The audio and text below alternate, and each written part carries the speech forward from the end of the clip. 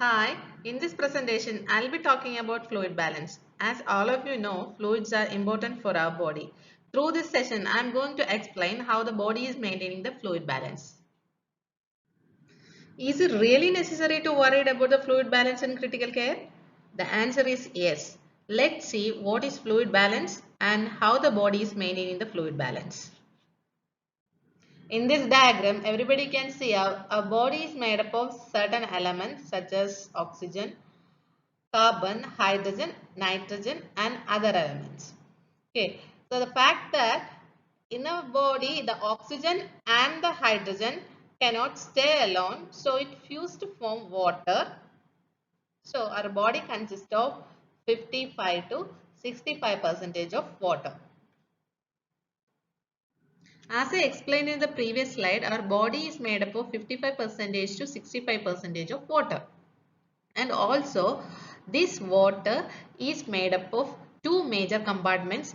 First one is intracellular fluid and the other one is extracellular fluid, which comprises of interstitial fluid, plasma and other fluid.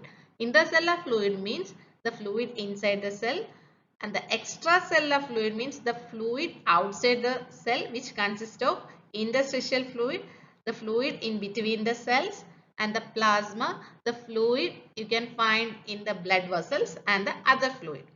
Again, two major compartments: intracellular fluid, extracellular fluid. The major one is interstitial fluid in between the cells, and the plasma, the fluid in the blood vessels. See how we will get the water inside our body. That is mainly through intake, that is food and water. Here I am talking about an average adult person, that is around 2100 ml we are getting through food and water, and also during the carbon metabolism around 200 ml of water is produced in our body as a byproduct. Next is output. Like intake, output is also important. Let's see how we lose our body fluid. Firstly, through lungs as insensible fluid loss. So everybody will get surprised how we lose 700 ml per day as insensible loss through lungs. So here the explanation. We are breathing in. That time the air we are taking, it goes in, and in the lungs it gets humidified and we are breathing out the humidified air. If anybody have the doubt on it, keep a mirror in front of you and just breathe out and you can see the fluid particles. So irrespective of all the categories, whether the patient is cardiac, neuro, GI or cancer patient, everybody, a normal human adult person losing insensible fluid loss as 700 ml per day. That is only through lungs. Okay. Next we will see sweating. That is through skin. That is around 100 ml per day if you are not doing any exercises. If you are doing heavy exercises, it varies from 1.5 to 2 liters or 1 to 2 liters. Okay. Then stool or the feces, we are losing 100 ml per day, that is through GI tract. And next is through urine, we are losing 1400 ml per day. So here the mostly the four organs are playing important roles in output. The first one is the lungs as insensible fluid loss. Next is skin through sweating, and if the patient is uh, having high temperature, also we are losing some fluids. And GI tract as 100 ml per day, and through urine, that is kidneys, through kidneys 1400 ml per day. The fluid level in our body to be right always. What happened? Our intake is more or our body has too much amount of fluid. Okay, if our body has too much amount of fluid, we get overloaded. That can lead to edema, pulmonary edema, and other complications. And what happens if we have less fluid in our body? When we have less fluid in our body, that means we get dehydrated. Then decrease in the plasma volume, that means blood volume, that can lead to hypovolemia. Then shock. So the fluid volume in our body to be maintained, that is very important. Okay. So here I can see the osmotic pressure is a pressure which helps for the body fluid to move. Okay, so this is the osmotic pressure gradient which plays an important role in the fluid movement and the fluid regulation. So let's see how it helps. Let's consider this is a human cell.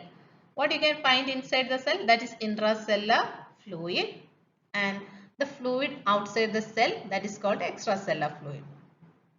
So the extracellular fluid which consists of plasma, that means the fluid inside the blood vessels, and interstitial fluid, the fluid in between the cells, and also other fluid such as synovial fluids, etc. So now we are talking about what happens if there is increase in the intake, or if our body has a fluid overload. If our intake is high, means if our fluid intake is high, or our body has more fluid than the body demand, what happens? Okay. Then the extracellular fluid volume increases. What happens if the extracellular fluid volume increases? The concentration outside the cell or the extracellular fluid decreases. If we are comparing inside, the concentration is less outside and the intracellular fluid has more concentration. So what happens? The fluid is moving from less concentrated area to more concentrated area through a semi-permeable membrane, through the cell membrane. Okay. Let's think what happens if more and more fluid is shifting from extracellular space to intracellular space during the fluid overload. Each cell get big, that means enlarged, and eventually there is a chance to burst and there will be cell destruction. Let's see what happened the opposite side. That means if we have less amount of body fluid in our body, that time the extracellular fluid volume decreases. Extracellular fluid volume decreases. If the fluid volume decreases, that means the concentration increases. Fluid volume decreases means the concentration increases. So if we are comparing the concentration inside, so the intracellular fluid concentration will be less and outside it will be more. So what happened? The fluid is shifting from less concentrated area to more concentrated area through a semi-permeable membrane in case of dehydration. So what happens if the more and more fluid is shifting from intracellular fluid space to extracellular fluid space? That time the cell got shrink or desiccated. So here is the important session in our topic. So I'm going to tell which hormone plays a major role in fluid regulation, that everybody knows, that is ADH, that is antidiuretic hormone, which is produced in the special nerve fibers or the nerve cells in the hypothalamus, and it is secreted by the posterior pituitary. Okay. So what do you mean by antidiuretic hormone? What do you mean by diuresis or diuretic hormone? Diuresis means increasing the excretion of urine. That means there will be production of more urine, that is called diuresis. So what do you mean by antidiuretic hormone? That means the hormone which is against the diuresis. So which is preventing the urine flow or which is reducing the urine production. If we are drinking too much water, that means our fluid volume is increases. That means extracellular fluid volume is increases, and the concentration of the extracellular fluid volume is decreases.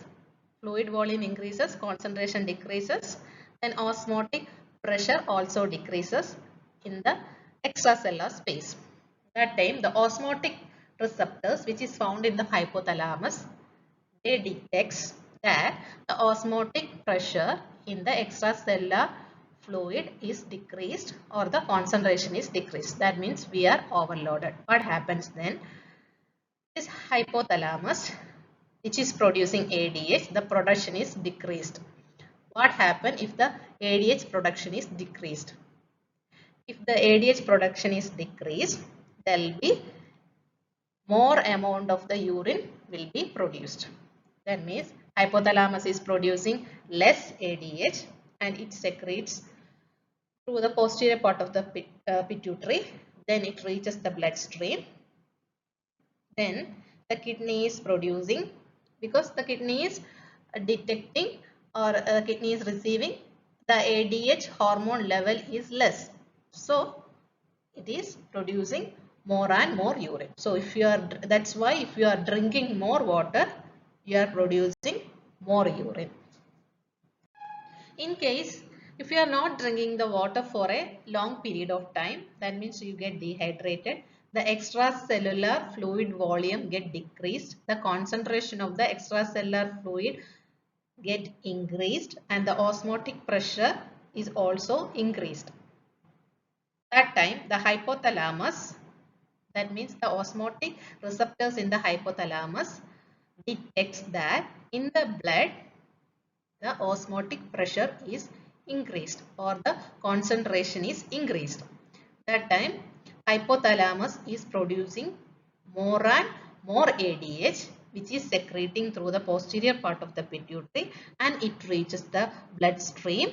If more and more ADH means it prevents the urine production. So what happens if there is less production of ADH means there is more urine. If more production of ADH means there will be reduce the production or it prevents the production of urine. This is a picture just to clarify. This is a pituitary gland. This is the anterior lobe of the pituitary gland and this is the posterior lobe where is ADH is secreted. This is a hypothalamus. You can see the cell body of the secretory neurons where the ADH is produced and it secretes in the posterior lobe of the pituitary. Then it reaches the bloodstream. I hope everybody understood regarding this fluid balance and the regulation. And also I want to ask one question. Are we drinking the right amount of water to maintain our fluid balance? Just think. Thank you for watching this video. Thank you.